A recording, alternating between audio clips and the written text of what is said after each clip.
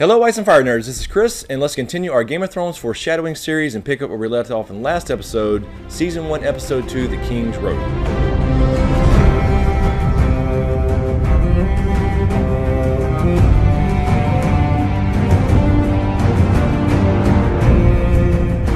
Alright, so let's pick up right where we left off. Next we have a scene between Jon and Bran as he gets ready to head to the wall. We can go out walking beyond the wall if you're not afraid.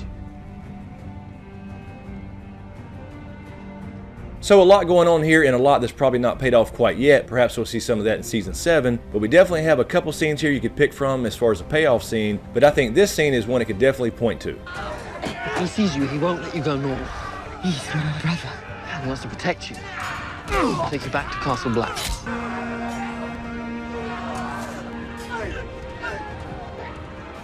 Bran is on his way to find the three-eyed raven as far as Blood Raven and becoming the next Green Seer. Jon's already been in the Night's Watch. He's went back at this point to take care of the mutineers at Craster's Keep. Several times in this show, they've become so close to meeting each other again. So close, yet so damn far. During this scene, we have Catelyn saying to Jon,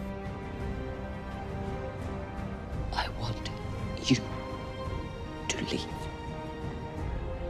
Now, I didn't throw this scene in here for any particular foreshadowing. It just shows how much of an asshole Catelyn is to Jon. And she started all this shit. Her and Littlefinger. And in our next scene, we have Jon and Robb talking for the last time. He's not going to die. I know it. You Starks are hard to kill. My mother? She was very kind. Oh, good.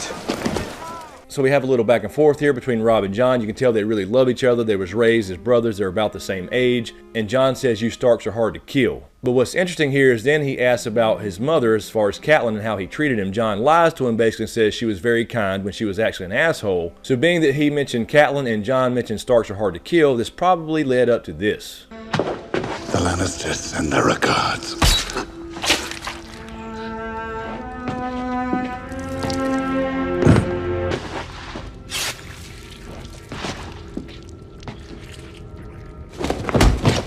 Maybe, maybe not, but the next one in this very same scene is one of my favorites. Next time I see you, you'll be all in black.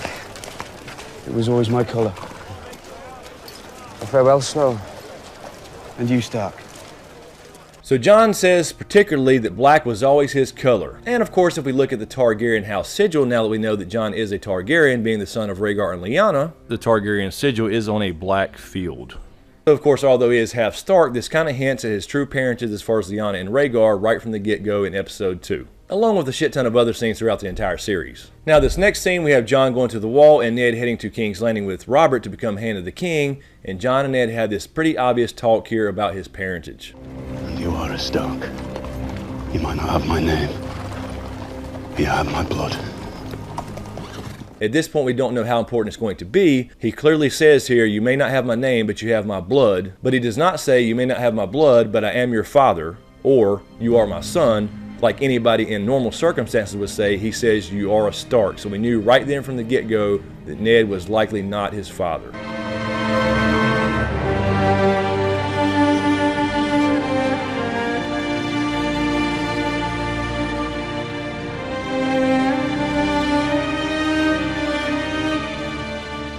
So yet another clue about R plus L equals J.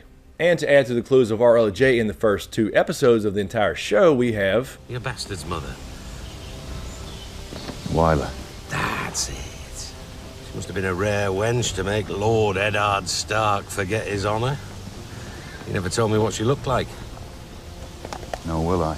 So we had Robert here talking to Ned, and of course he brings up Wyler the wet nurse, and that's all he'll say. He won't tell Robert a damn thing about it, so we know he's keeping a secret here. We can see it several times during the first couple of episodes. He's already starting to think about this Targaryen thing. He's really against Daenerys being killed.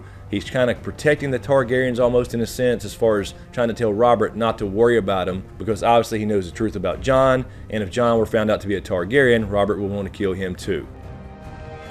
Promise me, Ned. Promise me.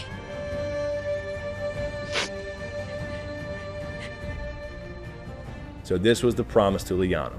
And during the same scene, Robert particularly says, There's a war coming, Ned. I don't know when, I don't know who we'll be fighting. But it's coming.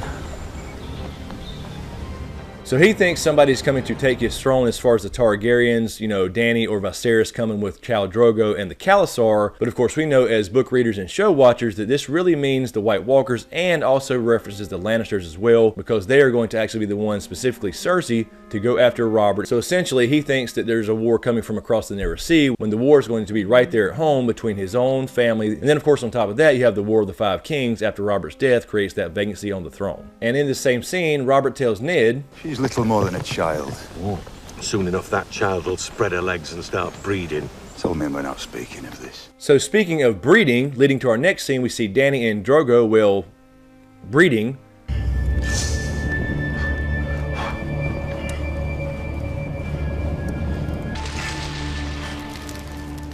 But then Dany starts to look at her dragon eggs and then starts to smile as she's breeding, so this kind of tells us this.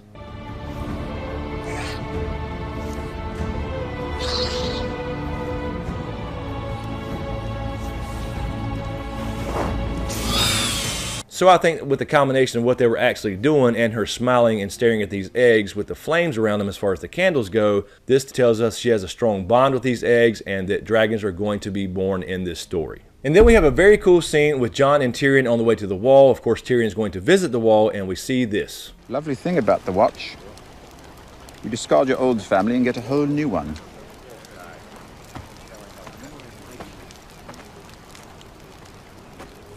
So we have Tyrion telling Jon, you know, you get to discard your whole family and get a whole new one. But right when he said this, they show Benjen over there, as in he's going to discard the Starks and get a new family. Yeah, kind of pointing, if you stretch a little bit, to the fact that he's actually not just fully Stark. So yet another clue about R+L=J. They're really piling them on here. And during this same scene, we see some new Night's Watch members along with Jon. You don't believe that nonsense.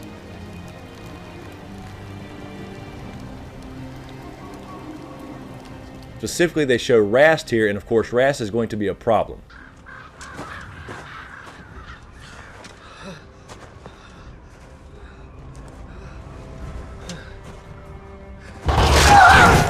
So of course Rast was the one who wanted to hurt Sam, and Jon made everybody else basically protect Sam, and also he became one of the mutineers at Craster's, and of course he ended up being killed by Ghost. So that definitely hinted there was going to be some future problems between Jon and Rast. Alright guys, so that'll do it for this episode. Please tune in for the next episode. We'll pick up right where we left off. As usual, thank you guys for all the support, especially you guys on Patreon. Again, a special shout out to my Patreon executive smokescreen producers, Volguy10, Lala Gig, and Kisa Powell. Thank you guys so much. Really appreciate it. Be sure to subscribe to get everything. Be sure to click that notification bell as well so you get notified when I drop a video. And this series, although they're short, will allow me to upload a lot more frequently. So thanks again, you guys. Thanks for watching, and we'll see you